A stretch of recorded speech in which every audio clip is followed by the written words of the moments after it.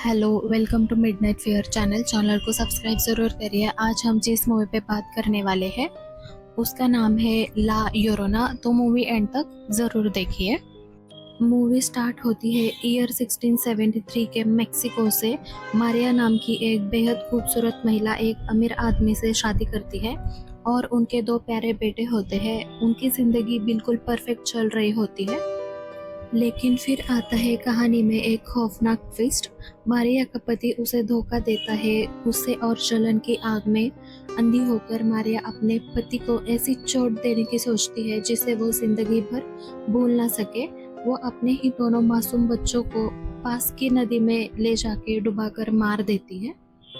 जैसे ही बच्चों की सांसें रुकती है, मारिया को होश आता है कि उसने क्या कर दिया। अपने ही किए पर शर्मिंदा और टूट चुकी मारिया खुद भी उसी नदी में कूदकर जान दे देती है। लेकिन कहानी यही खत्म नहीं होती। अपनी इस भयानक गलती की वजह से उसकी आत्मा को शाप मिलता है। वो ना तो स्वर्ग जा सकती है और ना ही नर्क।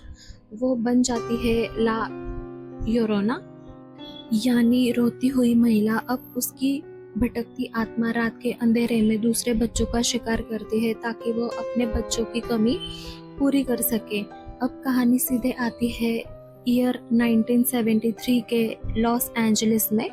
यहाँ हमारी मुलाकात होती है एना से, जो एक सोशल वर्कर है और अपने पति के मौत के बाद अकेले ही अपने बच्चों क्रिस और सैम की परवरिश कर रही है।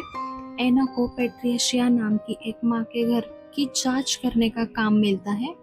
जब एना उस घर पहुंचती है तो वो देखती है कि पेट्रिशिया ने अपने दोनों बेटों को एक कोठरी में बंद कर रखा है और उस दरवाजे पर अजीब से सिंबल्स बने हुए हैं।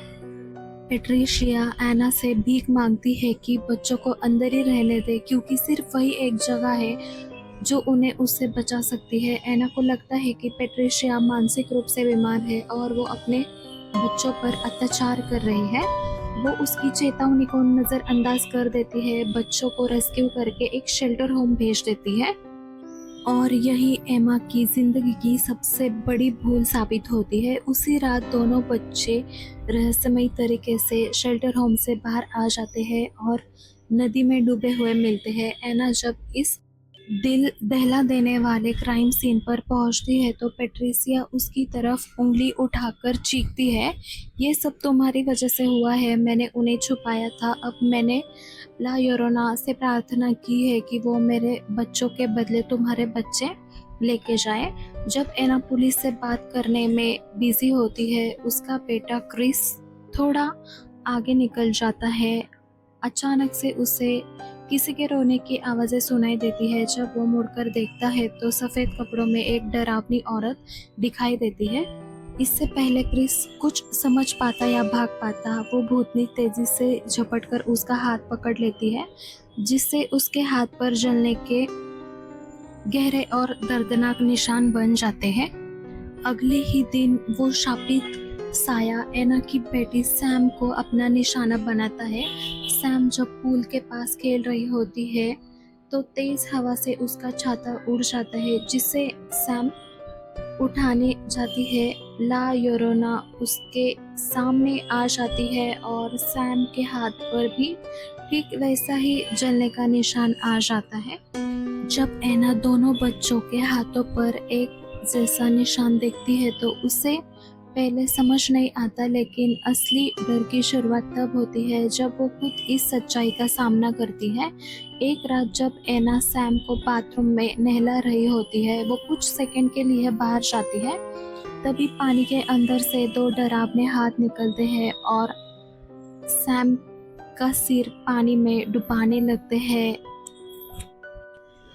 एना सही वक्त पर अंदर आकर अपनी बेटी को खींच लेती है और पहली बार अपनी आंखों से उस खौफनाक आत्मा ला योरोना को देख लेती है। अब पानी सिर के ऊपर जा चुका था। एना मदद के लिए चर्च के फादर पेरेस के पास भागती है। फादर उसे बताते हैं कि चर्च की कानूनी प्रक्रियाओं में बहुत वक्त लगेगा, इसलिए वो एना को एक अनोखे ओझा या तांत्रिक के पास जाने की सलाह देते हैं। यहाँ एंट्री होती है रफाल अल्वेरा की, जो पहले एक पादरी थे लेकिन अब लोग चिकित्साओं और तंत्र मंत्र से बुरी ताकतों को हराते हैं। रफाल घर आते ही समझ जाते हैं कि ला योरोना ने बच्चों को मार कर लिया है और वो उन्हें मारे बिना नहीं रुकेगी। रफाल पूरे घर को सुरक्षित करने के लिए दरवाजों और खिड़कियों पर एक खास पेड़ वाले बीज छिपा देते हैं। ये वो पेड़ था जहाँ ला योरोना पहली बार रोई थी, इसलिए इन बीजों की रेखा वो पार नहीं कर सकती है। ये उनके लिए एक सुरक्षा कवच के जैसा है। अब लगता है कि सब सुरक्षित है, लेकिन तभी कहानी में एक और बड़ा झटका लगता है। पेट्रिशिया जो अपने बच्चों की मौत का बदला एना से लेना चाहती थी, चुपके से घर में घुस आती है। वो उन जादुई बीजों को झाड़ू से साफ कर देती है और एना को बेसमेंट में बंद कर देती है ताकि ला योरोना अंदर आकर क्रिस और सैम को ले जा सके।